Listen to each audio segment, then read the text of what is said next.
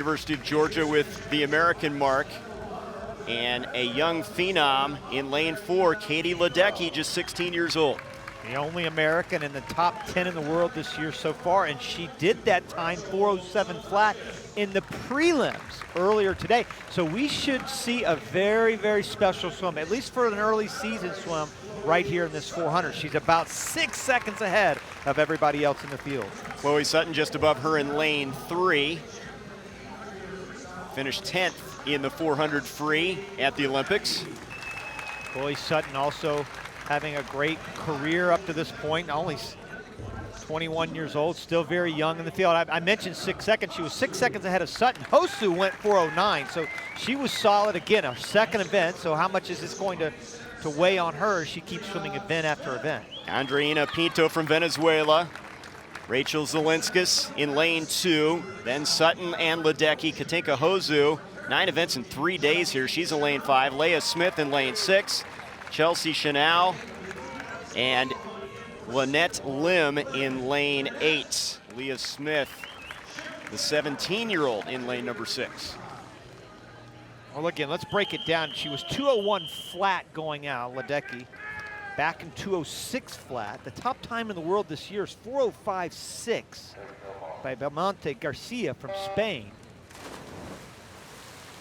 I think she's going to go right by that. I can't see her not going faster than 4:05. I mean, it just, based on what she did in the prelims alone, she just was cruising as I was talking to her.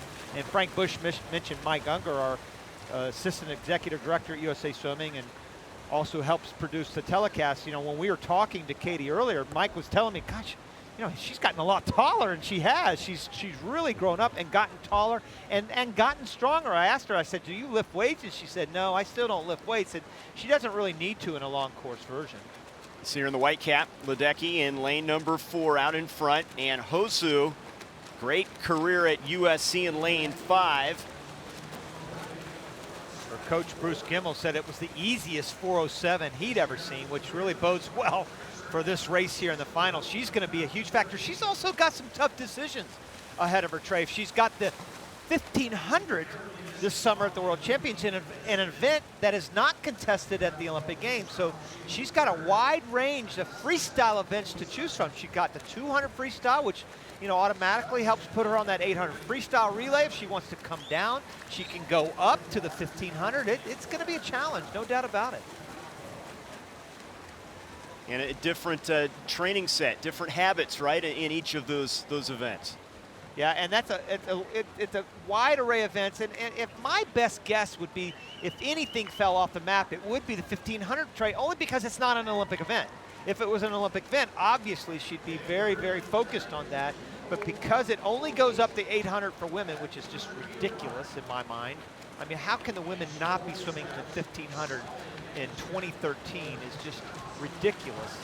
I mean, it's just crazy that the women are still swimming an 800 and the men swimming a 1500 in the Olympic Games. But here's the 200 right there, 2:001, about a second faster than she was in the prelims.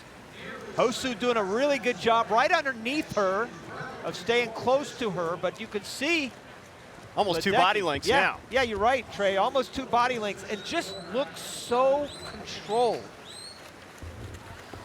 Hometown Bethesda, Maryland. Ledecky getting better and better as this race wears on in lane number 4.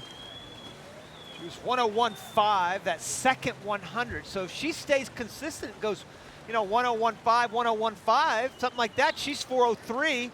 And remember, top time in the world this year, 4:05.6. That's what you need to be looking at this point. That would be perfect for her at this point in the season. Remember, we're mid-April. We got a long way to go. Even though it's 3.5 months, it seems like a short time away. We still have a long way to go. And she's out there doing it by herself, which is always tough in the distance events. What kind of a statement would that be to get a time like that here in April? Well, I think it's a huge statement because I think a lot of people worldwide anyway, not here in the United States, I think worldwide maybe thought, well, maybe that's a little bit of a fluke what happened last summer. It was no fluke. When she won that 800 meter freestyle in London last summer, that was no fluke. 3:03. She's 1:03.1, so she's really coming back to the field. Not only coming back to the field, but kind of coming back down to earth a little bit based off that first 200. But still, even if she goes 103 again, she's 406 and still a good top 10 time in the world this year. And this is where the training takes just so much out of you, because I know she's in the middle of some incredibly tough training right now. So are all the swimmers, by the way. Great ovation from the fans here watching Ledecky at work. She's extended the lead despite tailing off a little bit. Still a huge lead. Yeah, you're right. The lead is just, that the other swimmers are almost disappearing, and this is just a 400. 402, 403, she still may get there. 405, Yeah. 2-1. How about that? 102 on the way home. Fastest time in the world this year. Wow. She came home, didn't she, Trey? Very impressive. Hosu finishing in second place, a distant second. Ledecky does make a statement here. Yeah, and it was 6 seconds, by the way. 6 seconds ahead of everybody, at least in this final. This is at the halfway point. You can see that she's really built up a great lead, 200 going out, which means she was 200, 205 going out. I mean, the back half of her race was 205. And there's a little underwater, but stroke of that great catch out front, keeping everything in that front quadrant, so to speak. She leads with the top of her head, really good at running that line forward. Small, light kick behind her. She puts her pressure on those hands and those forearms, and look at the distance that she had on everybody else. She's so good off the walls as well. Boy, she's going to be tough in Barcelona. She's got a lot of decisions ahead of her as well.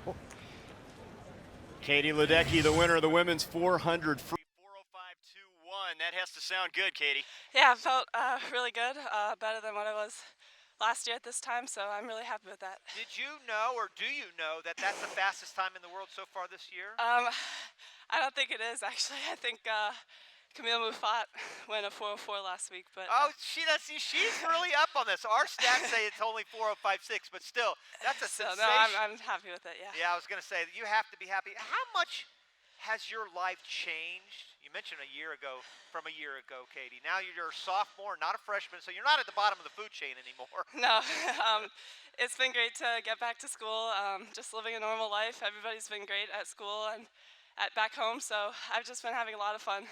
Well, you sure had fun there. Great job. Thank you. Congratulations to Katie Ledecky as she wins the women's 400 free. We'll hear from the men in the 400 free coming up.